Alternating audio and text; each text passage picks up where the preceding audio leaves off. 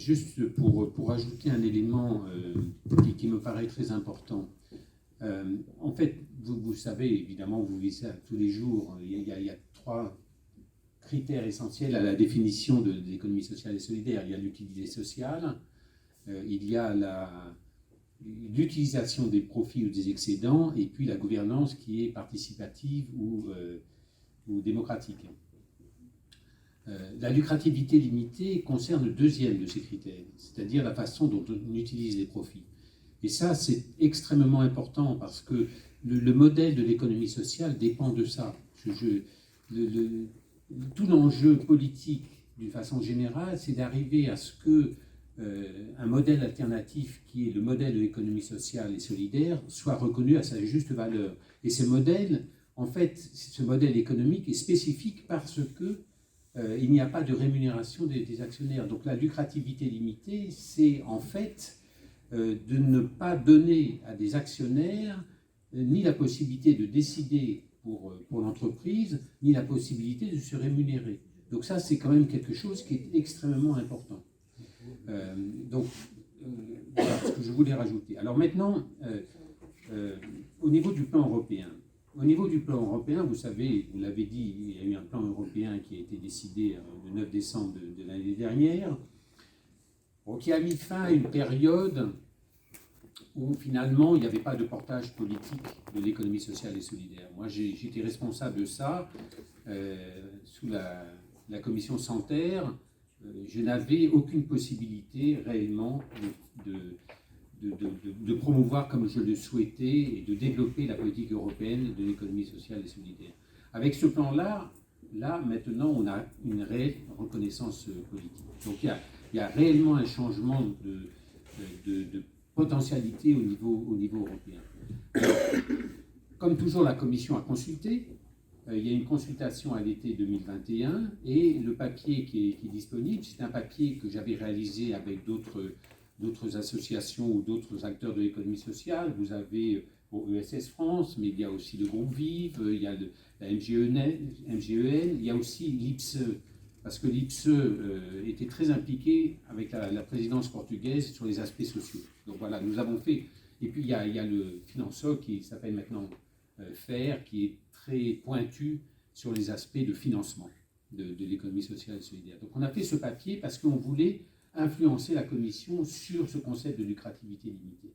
Alors on a eu gain de cause à 50%, je dirais, parce que quand on lit la définition maintenant de la Commission européenne sur l'économie sociale et solidaire, pour ce deuxième critère d'utilisation des profits, on a eu gain de cause, c'est-à-dire que c'est très proche de la loi Hamon. En fait, ce qui est dit, c'est simplement que ce critère implique qu'il y a une réinternalisation des profits, en majorité ou en totalité, en fonction des objectifs, enfin dans l'intérêt des objectifs, soit internes, soit externes, de l'entreprise de l'économie sociale et solidaire. Donc on a eu totalement gain de cause. Le seul problème, c'est qu'on n'a pas introduit, on n'a pas nommé de concept de lucrativité limitée. Alors, là, peut-être la raison pour laquelle il est très important de parler de lucrativité limitée, et je reviendrai au problème de non-lucrativité après, c'est que, en fait, l'économie sociale, je trouve, manque de marqueurs. La lucrativité limitée devrait devenir progressivement le marqueur de l'économie sociale et solidaire. Quand vous parlez à une personne qui ne connaît pas l'économie sociale et solidaire, il ne sait pas ce que c'est. C'est assez compliqué à comprendre. Par contre, si vous lui dites, mais l'économie sociale et solidaire, c'est un modèle économique dans lequel, au lieu de rémunérer les actionnaires, avec tous les dérives que l'on connaît de cette super financiarisation de l'économie mondiale, eh bien, nous, en tant qu'économie sociale, en fait, on fait en sorte que ces excédents servent l'intérêt d'une entreprise. Alors, l'intérêt des entreprises, c'est non seulement les salariés de l'entreprise, mais c'est aussi les utilisateurs de cette entreprise. Donc, je trouve que derrière ce concept, il y a un enjeu politique énorme pour l'économie sociale et solidaire. Alors, dernier élément, puis après je vais vous redonner le micro pour d'autres questions, La non-lucrativité. Bon, le débat était très intéressant ce matin. Pour moi, la non-lucrativité, alors j'ai une vision évidemment européenne et un peu politique, mais pour moi, la non-lucrativité devrait être un cas extrême de la lucrativité limitée. Alors j'ai essayé de plaider ceci à SS France sans succès, bon, parce que j'ai entendu un certain nombre de représentants des associations. Les associations sont très accrochées à la non-lucrativité. Et ce que je peux comprendre, mais en fait, pour moi, l'enjeu est bien supérieur. C'est-à-dire que l'enjeu, c'est de faire en sorte que l'économie sociale et solidaire se développe. Et pour ça, on a besoin de cette espèce de marqueur disant, voilà, lucrativité limitée. Si vous commencez à dire, il y a la lucrativité limitée et la non-lucrativité, plus personne ne va rien comprendre.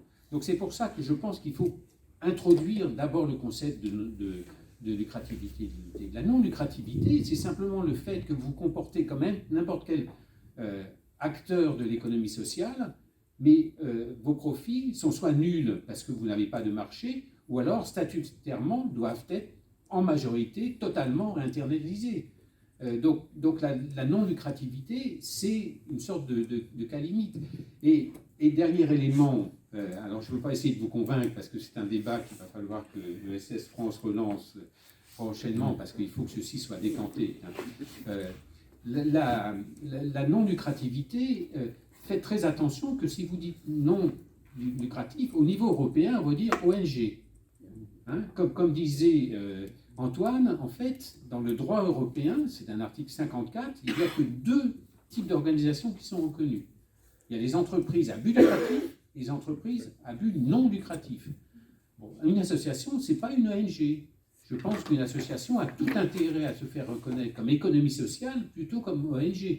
Quand on voit maintenant le plan d'action, votre intérêt, c'est de dire, moi, je suis économie sociale et solidaire, et non pas ONG. Parce que ONG, je veux dire, la politique européenne des ONG, c'est quasi inexistant. Par contre, en termes d'économie sociale et solidaire, là, il y a du grain à moudre. Il y a beaucoup de...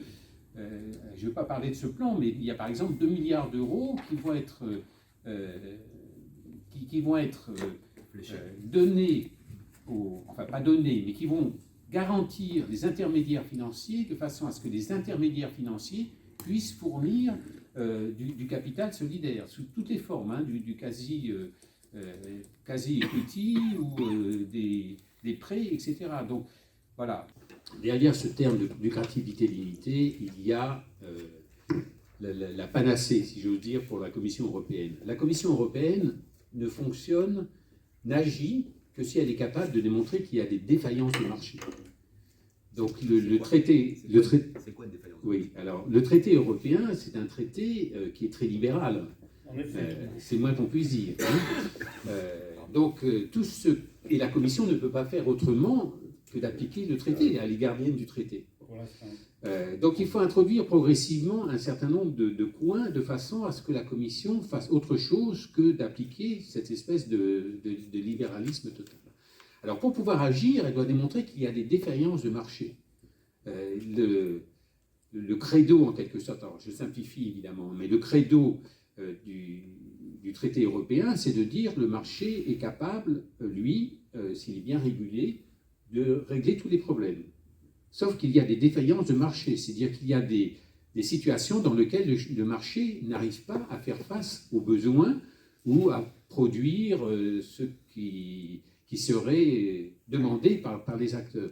Donc, il faut que la Commission, avant d'agir, arrive à démontrer qu'il y a des défaillances de marché. La lucrativité limitée, c'est une défaillance de marché. C'est-à-dire qu'à partir du moment, et c'était très intéressant de vous entendre ce matin, à partir du moment où vous dites, moi, je ne veux pas avoir des actionnaires que je rémunère. Les conséquences, c'est que vous n'avez pas de cotation, par définition. Vous avez des difficultés à avoir un capital et à bénéficier de toutes les equities et des marchés boursiers, etc. Et puis deuxièmement, quand vous adressez à une banque, la banque, d'abord, elle ne comprend pas bien ce que vous faites. Elle va regarder votre profitabilité. Et puis elle va se dire, écoutez, moi je ne comprends rien, la lucrativité est limitée. Donc vous avez plein de défaillances de marché. Donc ça, c'est un élément extrêmement important pour que la Commission, progressivement, arrive justement à développer un certain nombre d'actes.